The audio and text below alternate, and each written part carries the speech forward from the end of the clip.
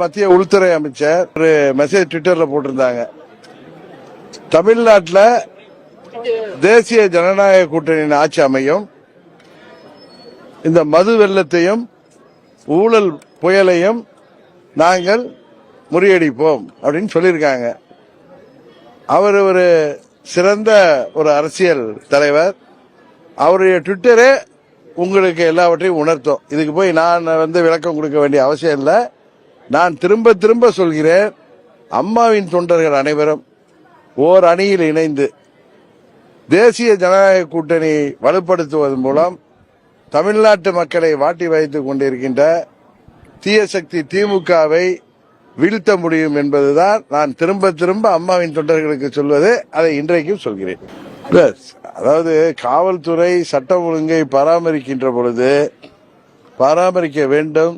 இன்றைக்கு போதை மருந்து புழக்கம், அதுபோல கூலிப்படைகள் 5000த்திற்கும் 10,000த்திற்கும் கொலை செய்கின்ற அளவிற்கு இன்றைக்கு கூலிப்படைகள் உருவாகி இருக்கிறார்கள். இதையெல்லாம் முறியடிக்கும் பொழுது சட்டம் ஒழுங்கை காப்பாற்றுகின்ற காவல்துறை சில நேரங்களில் இதுபோல அசம்பாவிதங்கள் நடப்பது உண்டு. என்றைக்குமே எதுவும் எல்லை மீறாமல் இருப்பதுதான் நல்லது என்பதுதான் இந்த நேரத்தை சொல்வதை தவிர இதை தாண்டி இந்த நேரத்தில் எதுவும் சொல்வதற்கில்லை. திமுக தேர்தல் அறிக்கையில 90% நிறைவேற்றுன்னு சொல்லிட்டு இருக்காங்க. ஆனா இருந்தாலும் நாளுக்கு நாள் போராட்டங்கள் அதிகமாயிட்டு.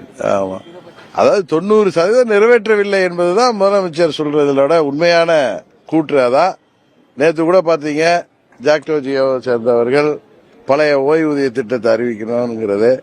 தேர்தல் அறிக்கையில முதலமைச்சர் ஸ்டாலின் என்னெல்லாம் சொல்லி ஆட்சிக்கு வந்தாரோ, எதையெல்லாம் எதிர்க்கட்சி தலைவராக 4 ஆண்டுகளுக்கு முன்பு பழனிசாமி ஆட்சியில் அவர் போராடினாரோ அதையெல்லாம் மாறி இன்றைக்கு பழனிசாமியை தாண்டி 100 பழனிசாமியாக மக்களை வாட்டி வைத்துக் கொண்டிருக்கிறார். பழனிசாமியே தேவலாங்கிற அளவிற்கு இன்றைக்கு நிலைமை மாறி வருகிறது. அதுதான், அதுக்கு ஏற்றாற்போல் பழனிசாமியும் இனி திருந்துவார் என்று நம்புகிறோம். அவ்வளவுதான்.